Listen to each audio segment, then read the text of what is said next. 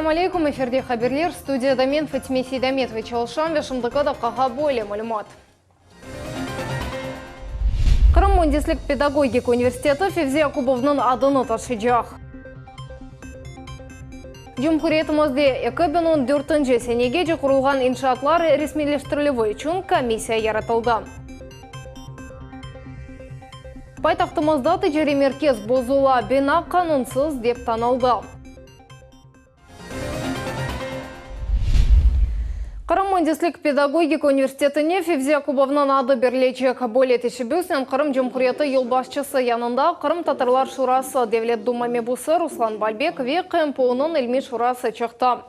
Қырым Мундислік педагогика университетінің темел қовжысы ве бұрын директоры Февзия Кубов оқу юрту яртылған 1993 сенеден 23 ел девамында университетінің ректоры еді. Оның реберлігінде учалим докторлық ве 20 намзетлік диссертацияларыны қорчыладылар. 200-ден зияде ilmi ішнің ве 12 кешів шатлықларының мөлефі. Оның технологиялары онлар жемашына құрған мусиседе қоланыла. 2018 сене Февзия Кубов ярмадамыздың ең yüksek devlet mükafatına Қырым Cumhuriyeti'nin şerefli vatandaşı unvanına nail oldu. Инициатива эта исходила от Совета крымских татар при главе республики.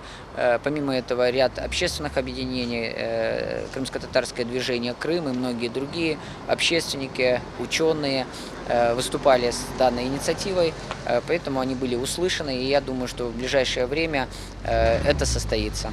Совет крымских татар будет ходатайствовать перед главой Республики Крым о том, чтобы Крымский инженерно-педагогический университет назвали в честь первого ректора и почетного президента Крымского инженерно-педагогического университета Февзии Кубовича Якубова. Коктебель джаз-пати фестивальна Аксенов бұрынжы санлы музыкальтет бар деп адлады. Джаз-концерты Cumhuriyetimizde 17-ci kere keçirілі. Ел бұтын Русиядан ве башқа мемлекеттерден yüzlerce istidatlı çalgıcılar bu yerde toplanalar. Bu Amerika Koşma Ştatları, Almanya, Frankistan ve digirleri. Ular öz çıkışlarının kırmızılarını ve yarmada musafirlerini unikal icra etuvnen kuvandıralar.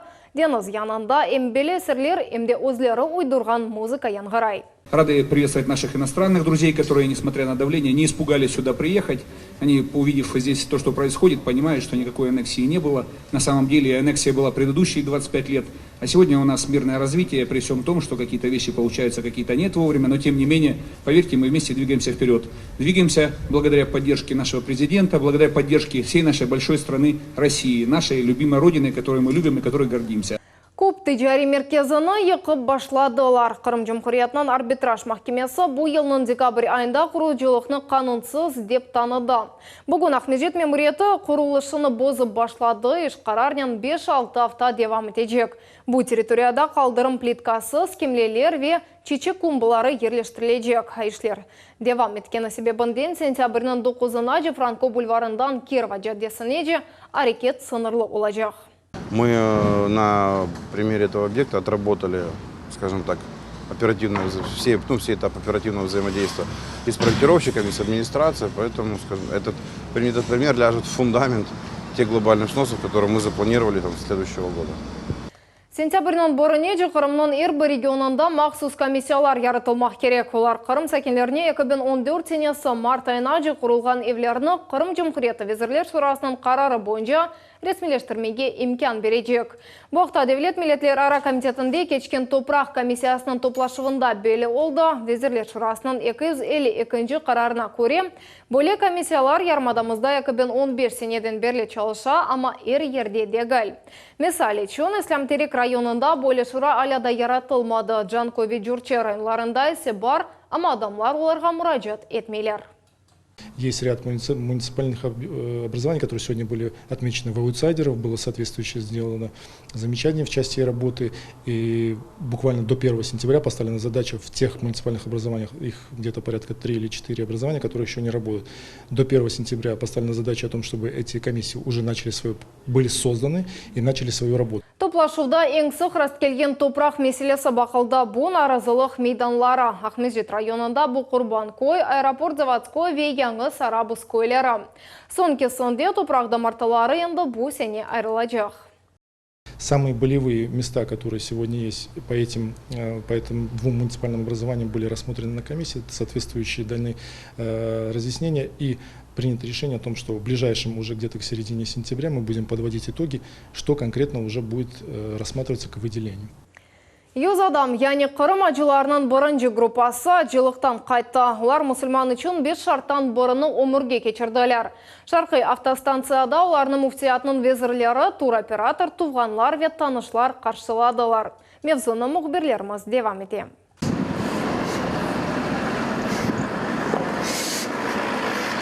Ахмеджит Шархи автостанцияға yolcularның автобус етіп келе. Бұ Ахмеджитке қайтқан Қырым қажыларыдыр. Фатиме Исмаилова мұқаддес ерлерге бармақ арзусыны әмелге кечіргелерден бірідір. Қадын бір қач ел девамында пара топлады. Саяхатының фияты 150 000 рублей. Совершенно все новое, совершенно все исламское. Даже с трудом как-то верится, что на свете есть и такие места. Здесь только нам внимание нашей вере. Қажылар 5000 километрден зияде yol кечіп келділер. Ахмеджиттен Краснодарға қадар автобуснен sonra андан Дубайға ве Саудия Арабистанына қадар учақнен. Бір группанен ребер кетті. О саяхатчыларға чешет меселерде ярдым етті. Каждый раз что-то новое, каждый раз, я же говорю, мы что-то учимся, что-то узнаем. И этим самым становится проще и паломникам тоже. То есть, если прогрессируем мы, прогрессирует программа, прогрессирует, допустим, та же страна, в которую ты заезжаешь. Тяжелую эту дорогу ты делишь вместе с этими людьми, и они тебе в дороге становятся как родные, как близкие. И ты уже как бы привыкаешь к ним до такой степени, что уже даже и вот разлучаться вроде бы, а уже как одна семья не хочется. Ил Саудия Арабистаны чешет мемлекетлерден хаджыларының квотасыны тайынлей. Все вернулись живыми, здоровыми. Для нас это большая радость, потому что на нас лежит ответственность как перед Всевышним, так и перед их семьями, перед государством в том числе. Всегда переживаешь, когда организовываешь паломничество, отправляешь, потому что очень много нюансов. Это далеко от дома, далеко от родины, но все довольны, у всех улыбки на лицах, потому что они выполнили свой долг перед Всевышним. Қырым мұсылманларының дини идариясы вет туроператор хаджылақа елған мұсылманларының сайысы ел-елдан арта. Егер кечкен сене мұқадес ерлерде 600 адам болынсалар, шымды бұл сайы 800-ге же артты. Жұмхуриетіміздің акимиеті 2014 сенеден берлі мұқадес ерлерде сиятхаларыны тешкел ете бөлі емкадан Русия весиқалары олған енді 2000-ден зияде Қырым сакины файдаланды. Эльмас Аблакимова, Диана Бекмамбетова, Рамазан Аливапов, Миллет үшін. Нақлет везірлігінің инспекторлары Ахмеджит шер нақлетіні тешкеріп рейд кечірділер. Олар маршруткаларының техник вазиетіні, еш графигіні весиқалар, иляч, емде атеш сондырыжы олғаныны бақтылар. Айдапчылар арасында бозуларнен çalışқанлар бар ма, yok ма? Бізім левқамызда. Eski маршруткалар ве графиктен кері қалулар. Енді бір қач айдан берлі Ахмеджит районы Бештерек койының сакинлері жемат нақлиетінің ішіне шикарет етелер. Рейс, который должен состояться в 10:10, он по причине поломки данного транспорта не дошел до остановки, да, не был пущен какой-то альтернативный рейс. Люди стоят, и это не первый раз, и не один раз, эта система постоянно отмены рейса и нет замены. И когда ты едешь с работы без объяснения, да, ну, если перевозчик предоставляет такие услуги, он должен гарантировать. Незарет кичермек üçün койген ахлет визирлігінің векелері етіп бардылар. Олар ич графигіні автобусларыны алыны, епсы весихалар, сигарта ве ата-иляджлар құтысы олғаны тешкірділер. Водитель Геннадий Константинович? Да. Вы, да? Да. Бештерек Ахмеджит маршруты бойынша қайдылар олмады. Шекетлер әмді Ахмеджитнің Қошкелді микрорайоны бойынша олды. Сакенлер айтқанына көре маршруткалар арасында 40 даққа беклемек керек. Айдавчылар есе нақлиет график бойынша, яғни 10 даққа қатнай дейлер. Бұл микрорайонға 18 маршрутка қатнай. Хотелось бы побольше маршрутов, хотя бы 2-3. Только в центр едешь и все с пересадками едешь. Это накладно получается для молодежи. У нас ладно, это льготы есть. Только один маршрут 48. И тройка ходит, и его надо туда дорогу переходить. А сами знаете, опасная трасса. Сейран Акиев 78-нчы маршрутканын айдавчысы. 15 жылдан зиеделик тәжірибесі бар. Айтаки бу иш пек ağır. Тыхынықлар ве айдавчылар етішмегені себебінден график бозула ве нерваланмақ керек ола. Если бы была бы нормальная зарплата, тогда бы все бы работали. Зарплаты нет. Вот чисто выходим уже, потому что как бы старые шофера мы уже здесь. Поэтому как бы держимся. Нахлиет визерлігі мында маршруткалар сайысы 7-ден 12-ге артырacak. Ама Богурчаға же етіп бармақ да зияде қиын. Раньше они хорошо ходили. Ну как-то, более-менее. Сейчас учебное время это особенно. Это ужас. Нахлиет визерлігі Сергей Карпов айтқанына көре адамларының шекаетлері Жұмхурет елбасшысының чықыш топлашуында сеслендірілді. Акимиет керек олған чарелеріні бақмаға қарар алды. Нәтижеви тешкерілув епсы ихтарлар yok етілгенні көстерді. Были проведены работы перевозчиками в части уборки салонов автобусов, внешнего вида. А также были изменены расписания движения автобусов, тогда, когда требовалось, так скажем, изменение, так скажем, интервала движения автобусов в те или иные часы. Продление маршрутов по времени движения, то же самое было сделано, по ряду районов в том числе. Енді бойлы тешкірівлеріні нақлиет везерлігі ай кечірейджек. Сентябрдің бірінден да бір маршрут қошалajak. Бұл Ахмеджит Мазынка олajak. Эльмаса Блакимова, Севиля Меметова, Эдвин Миралиев, Миллет Ичун. Мектеп чағындан бизнес артекте бұтын мемлекеттен топланған еледен зияде бала өз лейқыларыны тағзим аттайлар. Олар чешы түрлі планлар ішлеп чықардылар, меселя пластмас қапақлардан бала бақчасы қапламасының құружилығы. Ішлерінің кейфиетіне инфраструктура ве тәсі лейқыларының экспертлері қиметке стөлер. Яш иш адамларының бұзы мұқбіріміз Мұхамеди Киреев қонышты. Санада Петрозаводск шәрінден келген 15 яшлы Тимур Капырин. О жюри азалары оғынды өз бизнес-планына көстере. ОМ иш адамы, МД Яш Алим. Реклама в интернете, но я думаю, что это менее перспективно в данный момент. Электромагнит шаблелерден хуртарылған углюк ясала. Буяш ит адамы. Тимурның бірінші бизнес адамыдар. Кележекте өз ішіні ачмаға ниететі. Бүгінгі күнде талебеде бизнес фікірден ғайры мақсулаты да бар. Жюри азалары бүгін оның бірінші муштерилеріні алдылар. Я в целом занимаюсь изучением различных влияний излучений около 2 лет. И вот буквально недавно мне пришла идея создать что-то, что способно помогать людям защищаться от негативных последствий излучений.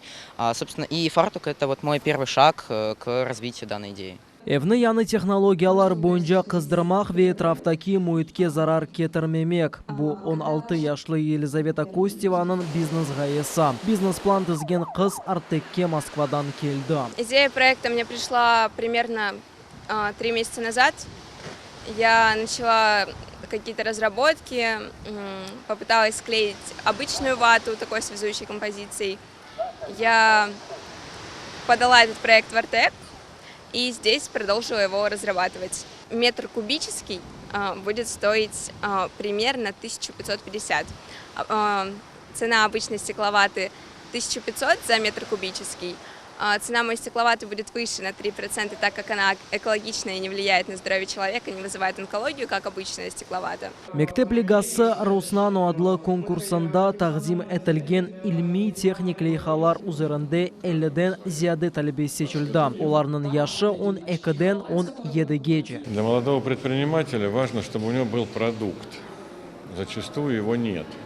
Зачастую есть только идея. Поэтому для него важно понимать, что не бывает ничего вот внезапно. Вот сегодня проснулся и все получилось. Это вот постепенное продвижение, не выпуская ничего.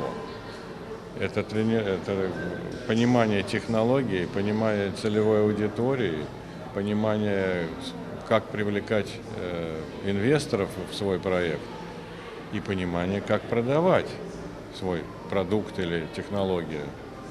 Поэтому и еще важнее всего, все это делать быстро. Русияның чеші регионларында топланған яш иш адамлары школьная лига Роснано адлы конкурсының ilmi техник программасында бірінші кере иштирак етелер. Бу мейдан талебелерге өз ишini инкишаф etмектен гайры инвесторларны тапмак үчүн ярдәм этечек. Энди бойле көрүшүлөр ел кечирилежек. Мухаммед Зикриев, Герай Абдуллаев, Миллет үчүн. Оз мейданында мағлюбиет. Бақчысарайлы Қызылташ Қырым футбол бірлігі премьер-лигасының шымдықы чемпионына Севастополь адлы футбол клубына 0-1 эсапнен ютқызды. КФС премьер-лигасының 2-ші тур матчы Ханелі көңді кечті. Бірінші 13 даққа девамында командалар мұқай тойын кечірділер. Ама матчының 18-ші даққасында ярлылары сапны ачтылар. Голны Владислав Цой ұрды. 2-ші таймда 55-ші даққада Бақчысарайлылар рақыбның қапыларына топ yollaylar, ama арбитр ассистентінің қатасы себебінден гол сайылмады. С моей стороны не видно было, но вот сейчас пересматривали, говорят, что чистый гол и ошибка судьи. Ну, забей чистый, что без вопросов, и все, и уйди от поражения, выиграй игру. КФС премьер-лигасы чемпионатының келечек турында Қызылташ Кезлевде Евпатория футбол клубының ойын кечірежек. Бұл матч августның 31 күні Арена Крым спорт комплексінің мейданында кечежек. Шымдықы даққаға бойпсы қаберлер келечек яйынымызны 21 бұчықта қачырманыз. Хайырлы ақшамлар.